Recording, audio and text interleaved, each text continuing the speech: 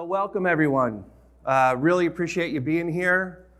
Somebody had just asked me, what was the what year was this? How many times have we done this? This is the 27th annual ARC Industry Forum. It's remarkable that we've been able to do this for 27 years, and that's a credit to everybody here in the room. So for me, it's nice to actually have this. We had it in June last year because we had to delay it from February. It's nice to have it back in February. From the perspective of the weather, I can tell you February in Florida is much better than June for me in particular, but it's also good just to have the rhythm of February. So it's really nice for me to get this back in its annual slot every single year.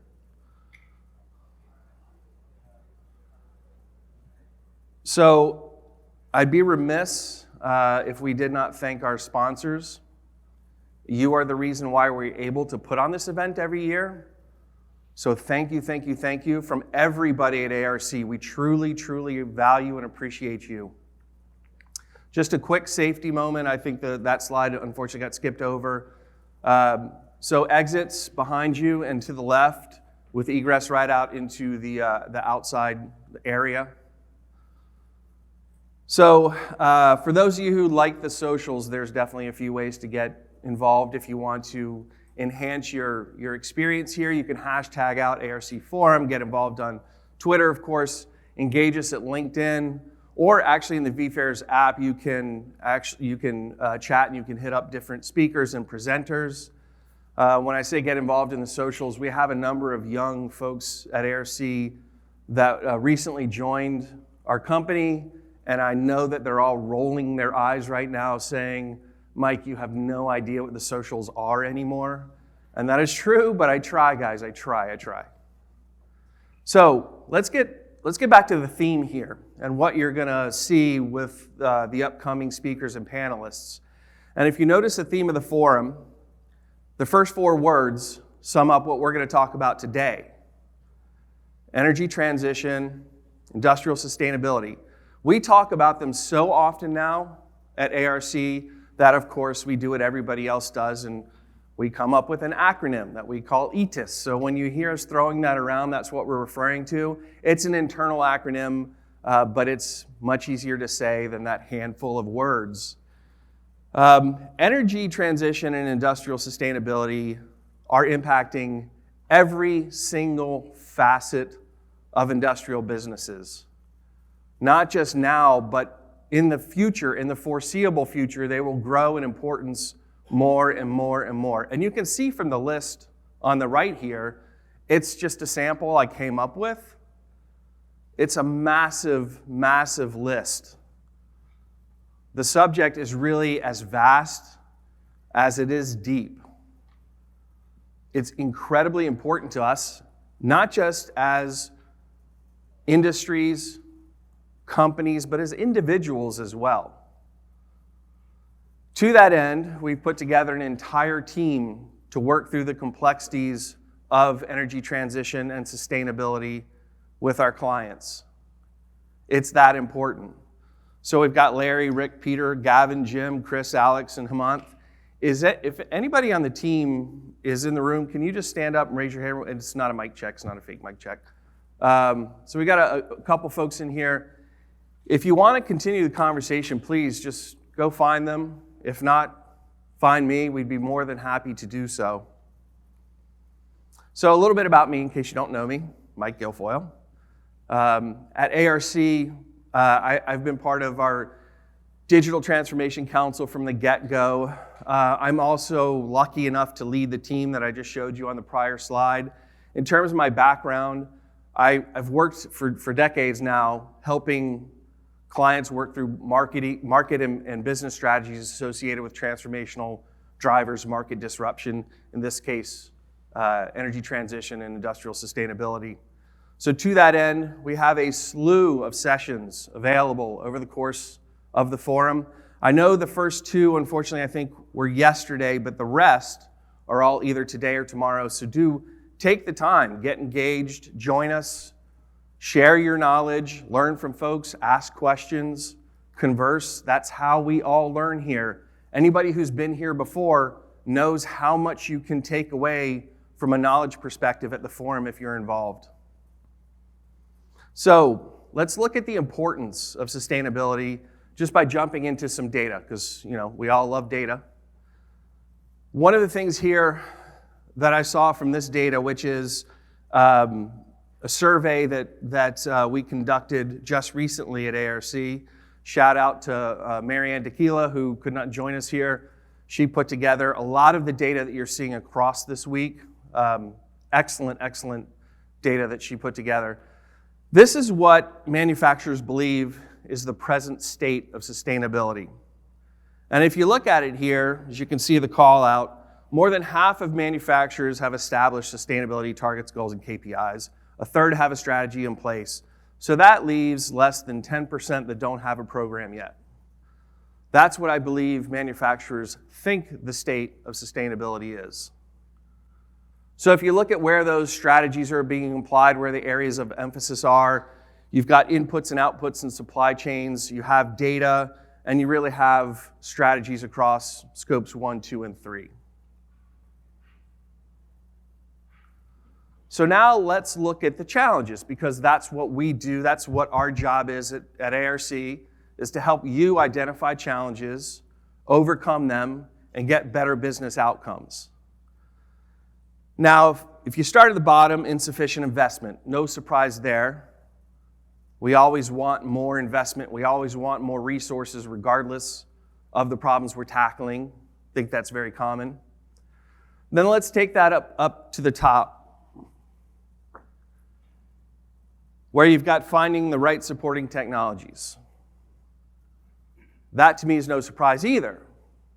But rewind 6, 8 years, we were talking about digital transformation. And what was the one thing we heard over and over and over and over again?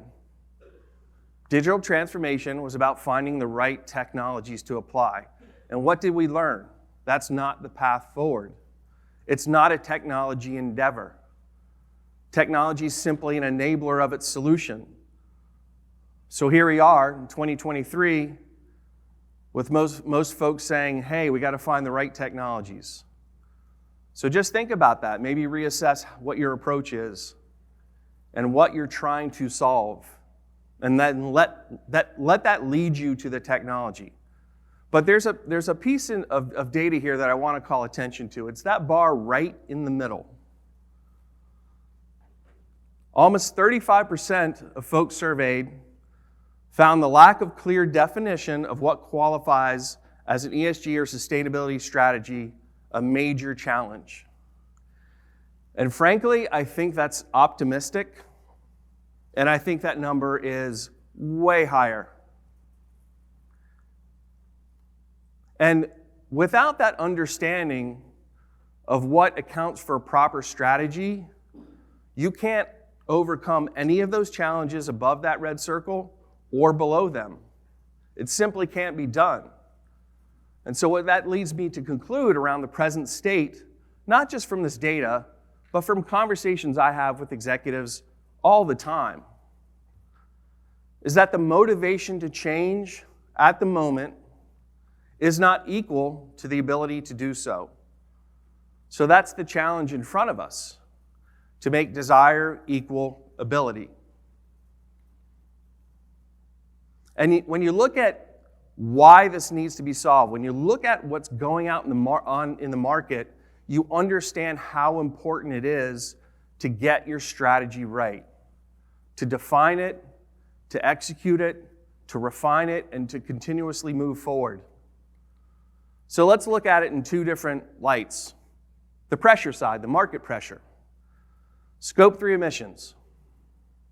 They account for 80% of all total emissions across most business sectors. Scope 3, of course, are emissions outside of your business operations. They are by far the most difficult to solve and remain by far the largest challenge of all the scopes. That's led countries to be much more aggressive in the policies, the regulations, and now the very biting laws that they're passing around sustainability that have significant teeth. 100 plus countries. As a result of those policies, you look at that statistic there at the bottom, 2.3 trillion. That is the net present value of stranded assets by the year 2050 in coal generation alone. Think about that. 2.3 trillion stranded assets just in coal. That's staggering money. But it's not all economic woe. So let's look at the opportunity side, because I think that's where people, if they can get over that hump and really perceive this as opportunity, it becomes a much rosier picture. Somebody had mentioned this in the Digital Transformation Council meeting yesterday. Electricity demand by 2050, again that bellwether year, is expected to triple. And that's being driven in demand by innovation such as things as electric vehicles, which by 2040 will account for 54% of all light-duty vehicle sales, more than half the market. But innovation doesn't start or end with EVs. If you look 10 to 12 years out, investment in energy will double by 2035, with the vast majority of that investment expected to be in decarbonization. And this is where it gets, to me, is the wow factor of the opportunity side. By 2050, that investment in decarbonization is expected to replace the total amount of money invested in energy today. That number it's hard to even wrap my head around. So, that's the challenge today, is work on defining, refining, and executing your strategy. Understand it will not be perfect to begin with. It cannot be perfect. It is a moving target. Like digital transformation, it will evolve, and that's okay. Yes, people will throw stones at you, but if you put strategies out there that are meaningful, that have numbers and specifics, that are transparent, and that are externally auditable, that means they're provable. And that means that you're demonstrating you're willing to put your progress out there for people to understand and react to. And that's the way forward. As people much, much wiser than me said, not just across geographies, but across time, don't let this notion of perfection, this idea that you have to achieve it from the get-go, stop you from taking action. So today, bring it back to the speakers and the panelists, we're going to hear 3 key viewpoints. So we're going to start with innovation. We're going to give you an example of something you could do today to transform how you think about energy. Then we're going to get into competition. And we're going to hear from the voice that represents the people that you sell your raw and finished goods to.